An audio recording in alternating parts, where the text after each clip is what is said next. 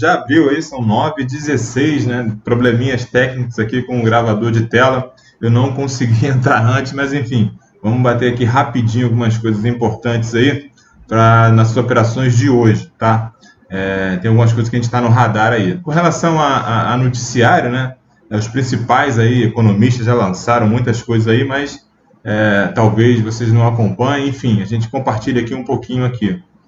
Legal aí, ó, a gente está tendo um pivôzinho de baixa ali, ó, perdendo a faixa de abertura, tá bom? Uma operaçãozinha aí de ponto de retorno, vamos ficar atento aí. Mas enfim, depois a gente volta aqui no gráfico. Então, o que tem no radar hoje aí que saiu na Exame Desperta, tá? Lembrando que eu não sou economista, estou replicando matérias aí que a gente acompanha aqui. Vou até compartilhar a tela aqui com vocês, né? Para não parecer que eu vou estar querendo... tá?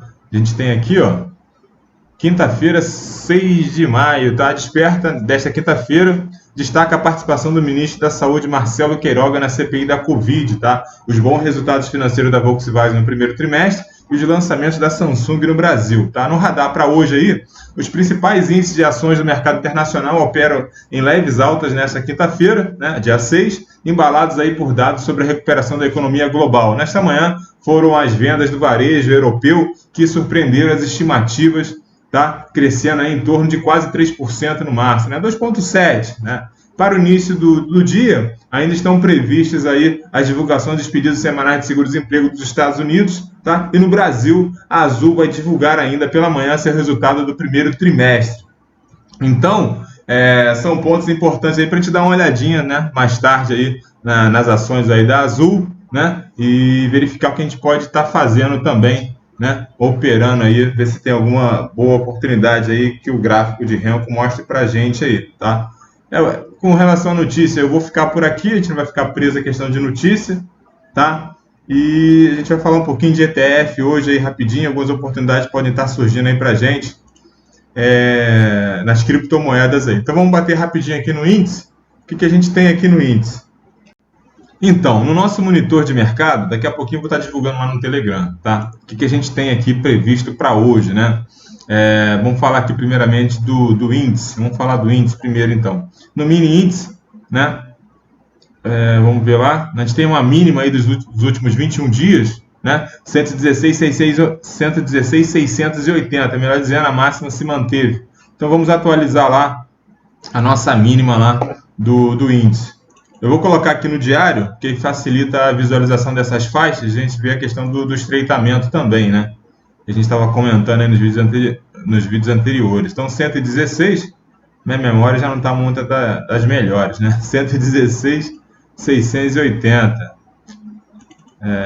Vamos lá, 116,680. Então, uma diferença aí de 2.000 pontos, né? E exatamente aquilo que a gente estava comentando, né?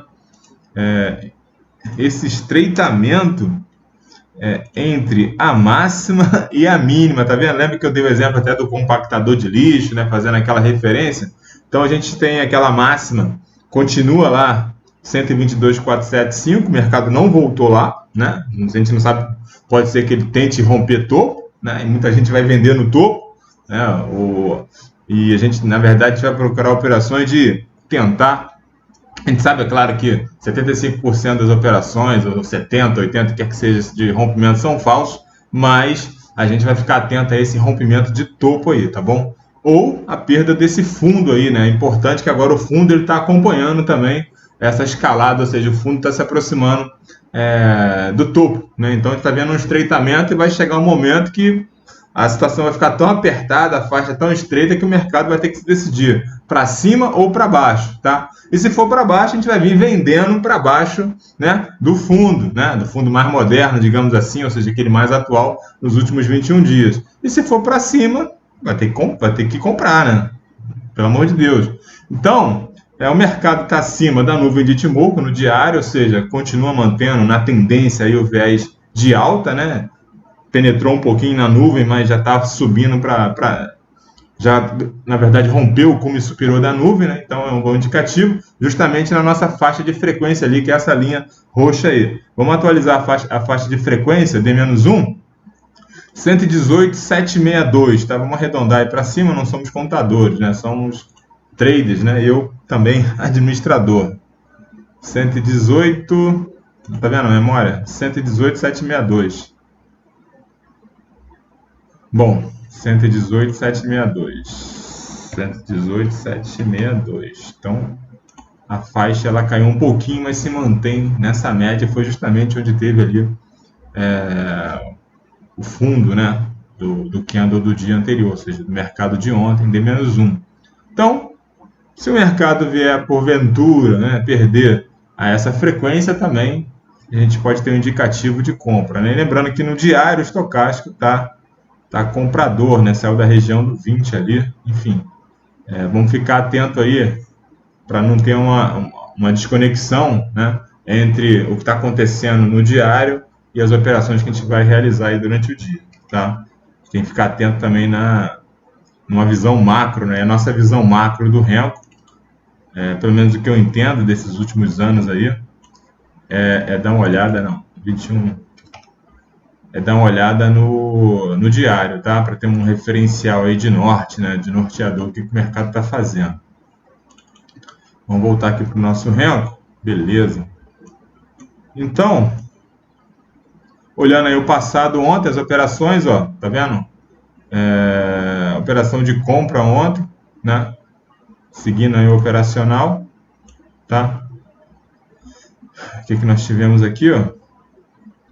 Fechamento, boxe azul, né? Acima da nuvem, já está acima da nuvem. E aqui o detalhe importante é isso aqui, né? Operação de ponto de retorno, ou seja, de retorno para cima da faixa de abertura, né? Eu tenho comentado tanto com vocês aí no canal, tá? Porque o mercado abriu com um gapzinho de alta, ganhou a faixa de abertura, boxe amarelo, pivô de baixa, perdeu a frequência, perdeu o ajuste, perdeu a VWAP, né, melhor dizendo, perdeu a faixa de abertura, né, o nosso price guide adaptado 0 e 1, né, vocês vão, quem já está acompanhando entende lá, tem que mudar lá os parâmetros, colocar 0 e 1, a questão dos níveis, para a gente ter a abertura aí em real time, tá bom? Assim como ele abre aqui para a gente, tá vendo? O pre-quote é atrasado. Aí o que acontece aqui? Então, totalmente dentro do operacional, né? Então, estocástico saindo da região de sobrevenda, né? Ganhou a faixa ali do 20 para cima, cruzando para cima da média. Pivô de alta, boxe azul acima da abertura, acima da VWAP, acima da nuvem. Não tem o que fazer a não ser comprar, né, galera? Então, o mercado aí subiu 1.200 pontos e cada um foi saindo no meio do caminho ao longo aí da sua gestão de risco, seu operacional, enfim. Então, ontem o mercado totalmente comprador, tá bom? Então, isso aí é seguindo aí o nosso operacional. Beleza. E para hoje eu vou esperar o quê? Tá? Estocástico cruzou para baixo da média. Vamos ver aqui, ó, para baixo da média, tá? Eu estou esperando 10,5, tá? Eu vou esperar aí a abertura do mercado internacional, tá? A abrir o mercado dos ativos, das ações também, tá bom? Mercado à vista. Esperar essa abertura. O estocástico para mim está indicando, pelo menos aqui, no níveis de preço, né, que possivelmente ele vai buscar a faixa inferior, né? Então vamos ver se vai ter uma operação, o que? A nossa operação vai ser esperar ele romper a nuvem para baixo. Ah, mas se não romper não tem operação. Ué, simplesmente assim, eu não sou obrigado a operar, eu vou operar de acordo com o trade system, com o operacional, com aquelas 3 regras, ou no mínimo 2 de 3, ou seja, a questão da compra ou da venda de risco, onde eu não tenho as 3 confirmações, os 3 fatores, né, digamos assim, até fazendo menção, que eu uso muito aí, até com os alunos, né, na aula de gerenciamento de projetos, eu falar da tríplice restrição em projetos, que a gente fala pelo menos em escopo, tempo e custo. Então aqui a gente traz isso para cá também. Eu tenho uma tríplice restrição de operações, que é pivô, tá? Boxe azul amarelo. Eu tenho momento, que é o estocástico, tá? E eu tenho a tendência, que é a nuvem, tá? E é claro, eu posso olhar também para um ponto importante, uma VWAP, uma operação de ponto de retorno em cima da faixa de abertura, enfim. Mas sem essa tríplice restrição, ou seja, se o operacional não atender essas 3 restrições, não tem operação. Sim, é simples assim, tá? Então, vamos aguardar aí a operação como? Rompendo a nuvem para baixo. Se não romper, eu não vou operar mais, porque eu já estou longe da faixa da nuvem, tá? O mercado continua com viés altista, tá? Com base na nuvem, mas vamos olhar aqui no nosso na nossa planilha lá de acompanhamento monitor de tendência de mercado. O que eu tenho de leitura do índice para hoje, tá? Eu estou dizendo lá que no diário meu estocástico está na região, tá, de sobrevenda, tá? Já está em 91, tá? A tendência primária é de alta, porque o ajuste de hoje é maior do que o ajuste de ontem, beleza, tá ótimo, mas o sentimento de mercado é vendedor. Então, o que eu posso esperar realmente é uma operação aí de ponto de retorno, tá? Ou seja, perder a faixa de abertura, né? Prioritariamente tentar romper essa nuvem para baixo, né? Ou ficar pelo meio do caminho, né? Como aqui aconteceu, e surgiu um pivô de alta azul, um boxe azul, voltando, né, para cima da nuvem aqui, caso ele tenha penetrado um pouco. Aí a gente vai buscar a operação de compra com alvo aonde? Alvo em 120 mil, né? Alvo na operação de retorno, faixa de abertura, tá? Essa é a estratégia que eu já montei aqui na minha cabeça para hoje, tá? Se isso não acontecer, não vou operar o índice, tá? Porque eu tenho dólar também. Então vamos ver o dólar, tá? Dólar hoje, né? Já fez aí. Cadê o Josias, né? Josias gosta de operar a operação compra de risco, né? Principalmente no dólar. Aqui já tem uma operação na cara dele aí. Josias, se você pegou essa operação aí, coloca aí nos comentários aí, tá? No vídeo aí, coloca lá no Telegram também, tá bom? A operação na tua cara aqui, ó, pivôzinho de alta para cima do ajuste não, da VWAP, né? Operação aí de ponto de retorno para cima da abertura, né? Operaçãozinha no dólar aí, ó, já 20 pontos aí, tá? A saída onde? A saída justamente no cume inferior da nuvem, que é o nosso próximo alvo, né? Nosso próximo nível, que a nuvem vai servir aí como uma resistência, tá? Então, operação clássica de compra de risco no dólar, no operacional aí, totalmente perfeita aqui, né? Perfeita a operação de compra de risco, ó. Estocástico para cima da média, saiu da região de sobrevenda, pivô, boxe azul, acima da VWAP, acima da abertura e foi embora aí, ó. Quem pegou, 20 pontinhos aí, agora é só esperar, pivôzinho amarelo, tá bom? Ó, resistência aqui na nuvem, a nuvem realmente serviu como resistência. E a operação aqui, qual seria a próxima operação? A próxima operação é se ele perder a nuvem aqui. Perdeu a nuvem aqui, né? Aqui está bem curtinho, é arriscado porque é melhor esperar romper a abertura, porque a abertura pode servir de suporte, tá? Então aqui, fiquem atentos aí também, a gente tem a regra, a gente tem que entender e ler o contexto do mercado, tá? Se ele romper essa nuvem, como ele está muito próximo da faixa de abertura, tá? Então é mais indicado esperar ver se ele vai perder a abertura. Se perder a abertura, a gente vem vendendo. Se não perder, tá? Paciência, vamos esperar ele retornar onde? Para cima da nuvem e entrar comprar de novo, até porque o estocástico ele já fez um sinal na região de sobrevenda e agora tem que esperar ele cruzar para cima da média e sair dessa região. Então pode ser uma operação de ponto de retorno, tá bom, galera? Então, se ele perder a abertura e novamente tentar romper isso aí, então é outra oportunidade. Já teve uma compra de risco e agora seria uma compra dentro daquela tríplice restrição, porque vai ser uma compra com estocástico, né, um momento favorável na região sobrevenda, saindo dela, é claro, né, vai ser acima da nuvem, tá, muito provavelmente. Então vamos aguardar aí, ou então o mercado vai cair direto, tá? Então são os cenários que eu estou traçando que pode acontecer. Então é esperar uma possível venda no dólar se perder a faixa de abertura, ou uma compra aí ganhando, tá vendo? O mercado perdeu a nuvem e tá vindo embora agora, tá vendo? Lembra que eu falei, ó, comentei sobre a questão da faixa de abertura servir como suporte, tá bom, galera? Então, e o estocástico tá aqui, tá vendo? Tá apontando, então, talvez, provavelmente vai ser uma operação de compra lá em cima, tá? Rapidinho aqui, para não ficar muito longo, tem muita coisa para compartilhar com vocês, quero falar de cripto mais tarde, no fechamento, né? A gente está fazendo o locais de trade de abertura, rapidinho, só para a gente entender e montar as operações do dia. Eu comentei em vídeos anteriores que fiz essa operação nessa opção do Bradesco, né, uma call, operação de compra, vencimento do strike, vencimento dessa opção para o dia 20 de maio, se não me engano, 20 ou 21, não lembro, tá? Ontem eu estava operando, não operei aqui, não mexi nessa opção, estava verificando uns ETFs aí, umas coisas que eu quero compartilhar com vocês aí, de cripto também, muito alavancado, tá? Muito arriscado, a especulação, né? Que é a proposta do canal, especulação e negócio, de falar de trade. e mais com muitas oportunidades aí que a maioria do público aí desconhece que existe esses papéis aí, esses índices, melhor dizendo, aí, esses ETFs aí que acompanham aí, né, alguns índices aí de algumas criptos, XRP, TIRES, né, o CHZ, Dogecoin, então nem se fala com essa alta aí. Enfim, opção, eu vou buscar uma compra aqui, tentar entrar na faixa, eu vou ver como é que vai se comportar na abertura, tá? Ela fez uma mínima de 15, tá? A gente está num viés de baixa aí, pivô amarelo, ver se ele vai buscar aqui no fechamento 10 ou 15, seria também tá? Isso não é call, não é recomendação não, tá? É o que eu vou fazer, o que eu pretendo fazer é tentar entrar entre 10 e 15 aqui, se manter esse movimento, tá? Tentar colocar uma ordenzinha aqui na fila, tá? Ele fez 15 aqui, fez uma mínima de 15, tá? Se ele fechar para baixo vai ser 15, eu vou colocar uma ordem aí de 10 aí, vamos ver. Se não der, tentar entrar com 15 aí, que eu acho que tem coisa boa aí para vir nessa opçãozinha do Bradesco, tá bom?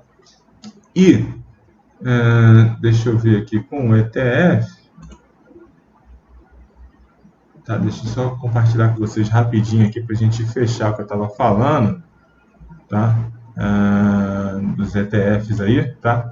O ETF de criptomoedas, eles são fundos que são negociados, tá, em bolsa, né? Ou seja, que nas exchanges aqui no caso, né, de criptomoedas, eles acompanham um índice, acompanham um token, acompanham uma moeda, tá? Então ele vai rastrear aí esse token, no caso aqui, por exemplo, a gente tem o XRP, a gente tem aí o Dogecoin, né? Enfim, independente se é meme ou não, se é scam ou não, se é pirâmide ou não, tem liquidez, né? Tem demanda, enfim, né? Se não me engano, superou aí a casa de 7 bilhões aí, de mercado, capitalização de mercado aí do Dogecoin, passou inclusive o XRP, ficou em quarto lugar lá no ranking lá da CoinMarketCap, enfim. Então tem muitas oportunidades aí, tá? E o XRP é interessante que tem essa questão dessa briga aí, dessa questão com a SEC lá, que é a CVM americana, se ele é um ativo, se é um ativo, se é uma moeda, enfim. Então tem essa discussão lá, para vocês terem ideia, o XRP chegou a valer aí 10 centavos, tá? Num passado bem recente. Ficou num período de grande acumulação aí, há pouco tempo atrás, um pouco mais de um mês atrás, aí na casa ali dos 40 a 50 centavos de dólar, e já chegou a bater 1,96 e agora está 1,64. Mas não é disso que eu estou falando. O CRP, talvez o bonde tenha passado e a oportunidade agora, se realmente alguma coisa, notícia, enfim, desse julgamento, se não me engano, para agosto sair desfavorável ainda, né? É claro que essa é só uma batalha da guerra, pode ser que ele tenha um decréscimo do seu preço também e surjam novas oportunidades especulativas, tá? De compra, né? É isso que a gente trata aqui, né? E quem opera mini índice, mini dólar, você é um especulador, né? Então vamos lá. O que eu quero falar aqui do XRP é desse ativo aqui. A gente tem aqui a gente trabalha com relação aí. Raciocínio é como se fosse uma opção, tá? Opção de compra, opção de venda. É só para a gente entender mais ou menos como é que funciona a sistemática aqui. Lembrando que é uma operação altamente de risco, tá? E vamos lá. Tem um long e tem um short, né? Aqui no caso, como é que se comporta aqui do XRP, né? Aqui no caso, vamos ver o short aqui. XRP short. São fundos alavancados, tá? Tem uma alavancagem de 5 vezes aí o capital. Então, as pessoas aí, a galera aí, os trades aí, principalmente mercado internacional, né? Eles entram pesado aqui, tá? Então, o que aconteceu? Como o XRP subiu muito, né? Subiu muito, o que aconteceu com as posições vendidas no mercado de XRP no futuro, ou seja, esses ETF, esses fundos aí que acompanham a variação do nível de preço, tá? Só para a gente entender, do XRP, eles afundaram, tá? Então, o que aconteceu? Por exemplo, no passado recente aqui, a gente está no gráfico de 4 horas. Eu uso muito 4H, né? O mercado cripto, a gente respeita muito esse tempo gráfico aqui. Ele chegou a bater 41 centavos de dólar, tá? Mas com a alta, né, ou seja, a recuperação do XRP, assim como teve a recuperação do Dogecoin, enfim, de outras moedas que depois daquela pequena oscilação na faixa de preço ali do Bitcoin, elas caíram pesado, né, em torno de 30%, enfim, dependendo do token ou da moeda. O que aconteceu, né, com essa recuperação, né, esse fundo, né, que espelha, né, o XRP no futuro, né, e as operações, ou seja, a galera que estava apostando na queda da XRP, até devido a essa questão de que muita gente não acredita no projeto, enfim, e acredita que ele possa realmente perder o seu valor e voltar àqueles níveis baixos, eles afundaram, né, porque eles estavam vendidos, alavancados, né, ou seja, shorteados aí, né, e o token subiu. O que aconteceu com essas posições, né, é o XRP 5S, né, ou seja, 5 vezes shorteado, alavancado contra a posição que é atual, que é de alta. A gente está falando aí de 1,64 agora do ativo, né?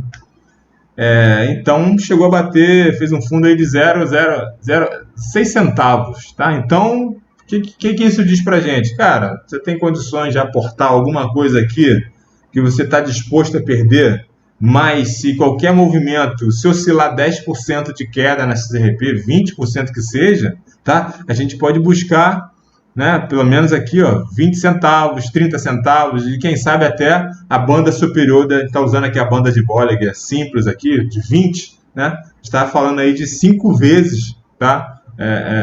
O valor aqui atual de entrada. Então, vamos supor, se você colocar $50, você pode ganhar 200, 250 dólares. Se você colocar $100, você pode transformar isso em $500, tá?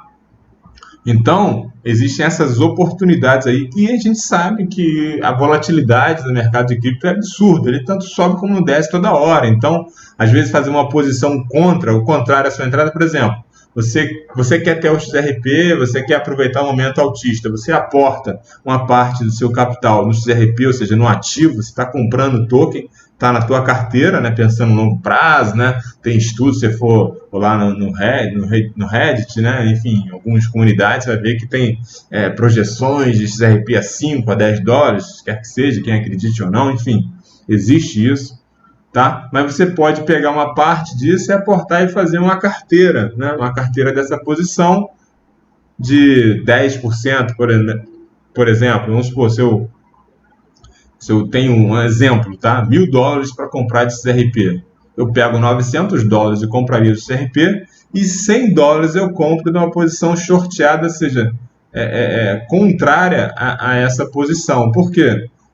A oscilação existe e vai acontecer. Tá? Então, por exemplo, eu entro, né, comprado, né, no ativo e entro shorteado, né, nesse ETF vendido. Por quê? Se o XRP subir, excelente, a minha posição é pequena, 10%, eu vou perder momentaneamente, mas no momento ela vai subir e eu vou lucrar nessa operação comprada no XRP e vou sair no meu lucro ali, enfim, sai da operação e a outra ponta menor vai ficar no prejuízo. Mas a correção virá um dia, tá? E eu vou recuperar aquela minha outra ponta lá, perdida lá no XRP, tá? Lembrando que aqui, diferentemente das opções, não tem um prazo de vencimento, tá?